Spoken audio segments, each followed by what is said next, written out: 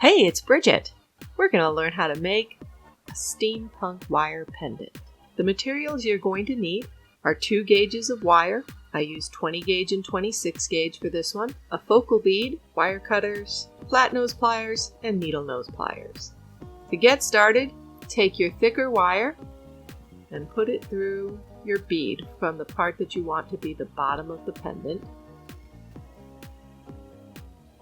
It should stick out at the top, around 2 inches. You want to make sure you have enough wire to make your bail. And then at the bottom, you're going to snip it off around 9 inches. Then you'll take your finer wire, which is going to be used for twisting, and just give it a couple of loops right up there at the top to hold that in place.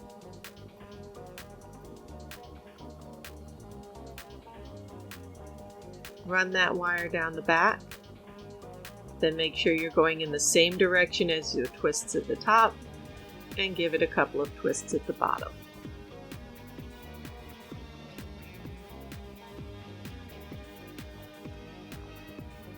This is a view of the back, showing how that wire should lie. For the bail, you can take a number of different approaches. You can make it a single or a double loop, and you can also twist wire around that loop to make it look interesting. We're going to keep it simple today and do a double loop made with 1 wire, like this one. So take your needle nose pliers and wrap that top wire around the thickest part of the pliers twice so that you have your 2 loops. Once you have your 2 loops and your end of wire crosses over, then you take your flat nose pliers and just bend that end back to match where you began. If you've got a big hole in your focal bead, you can tuck that wire inside, but since this one has a small hole, we're just going to snip it off.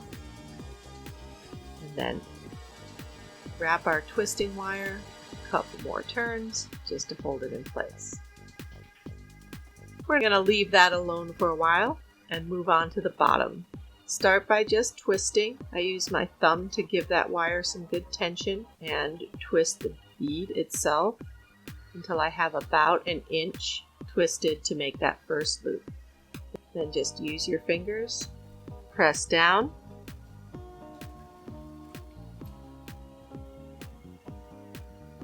until that loop is in place.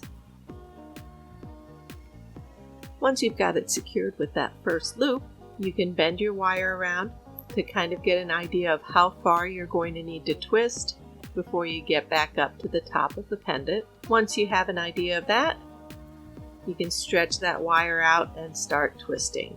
This can take a while. You might want to pop in an episode of Buffy.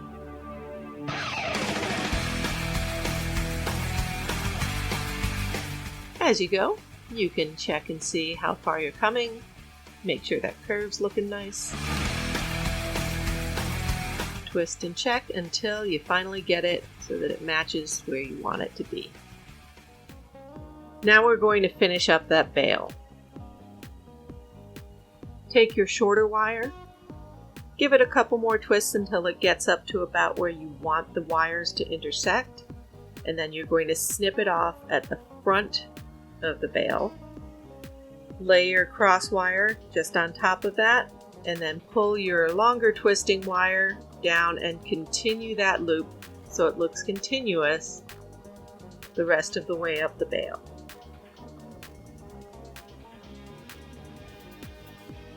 Once you get up to the top, you can tuck that end in and snip off the end to finish it off. Once that's secured, the last thing you have to deal with is this final loop of wire. You can smooth it out a little bit with your fingers and then just start curving it around until it looks the way you want it to look and it crosses over your twisted loop. Once you've got an idea where you want it to intersect, snip it off about 1/2 inch past there. Then take your needle nose pliers. Check the thickness of your twisted wire. You want to make sure the loop is larger than that. Bend your loop going towards the back. Then take your flat nose pliers, open that loop up a little bit to the south so that you can hook it right around your twisted wire, and then close that loop back up nice and secure. Make sure everything is the way you want it, and you're done. You can use this to make all sorts of pendants with different types of wire and different types of beads. You can also use these techniques to get fancy, adding components, adding loops, adding more wires. Thank you so much for watching.